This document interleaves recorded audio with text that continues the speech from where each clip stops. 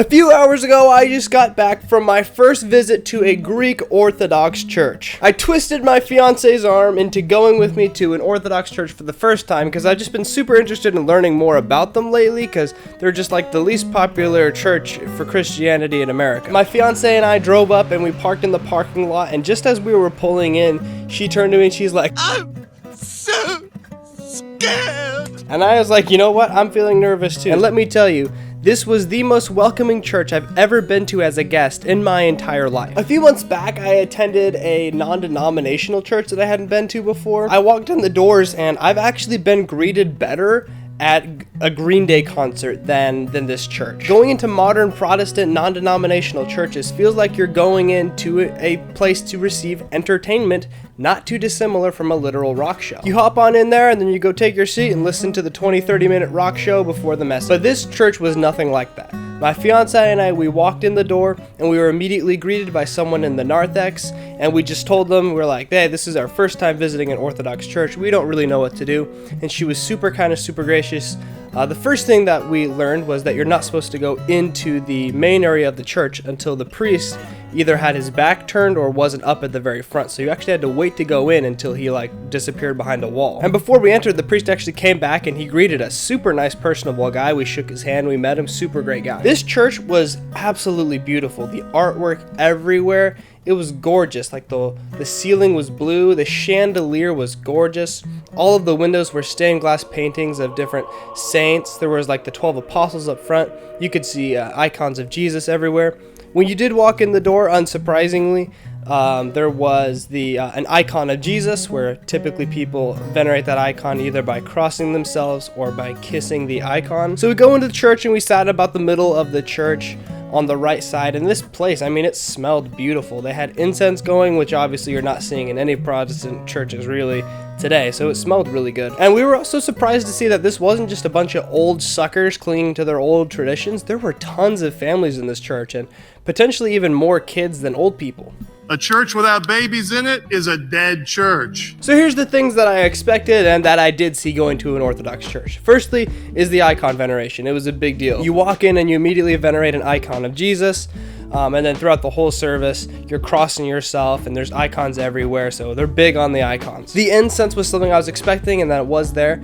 The priest had a little lantern with incense, and he was like whooshing it back and forth at one point in the service. He was just walking around like in a circle around the church, whooshing his incense around, and the incense had bells on it, so my fiance was just like, bro, I think Santa Claus is here, ringing the little incense jar. And then we did the creed later in the service, the Nicene Creed. And what also didn't surprise me is this, the thing that separates Orthodox, really the big thing from the other churches in the world, is that they don't have the filioque, so they believe that the Spirit of God proceeds from the Father and does not proceed from the Son, so that was unsurprising. And they were also big on closed communion, which, now that I think about it, most major denominations are closed communion churches. Like Catholics don't give communion to other people, Lutherans don't, and the Orthodox didn't give out communion to us who weren't part of the Orthodox Church. But we were very welcome. I mean, we were very invited, and we were welcome to come up there, and we received a blessing instead of the Lord's Supper. Here's the things that I wasn't expecting that did surprise me. The first is that the liturgy was surprisingly similar to traditional Lutheran liturgy, especially in the beginning. This is like, oh yeah, I've all heard all this stuff before. Very common liturgy. What also surprised me is I was going in there expecting like a standard hour-long service, but all in all, this thing took an hour and 45 minutes to complete. However, the message that the priest delivered was only like 5 to 10 minutes of that, very brief. One of the very cool things that I wasn't expecting is that there were a lot of different languages, not just Greek and English. I was expecting a lot of Greek because it's a Greek Orthodox church, and also English, but there was tons of different languages being used. At one point in the service, they were doing the Lord's Prayer, and so the priest would come out into the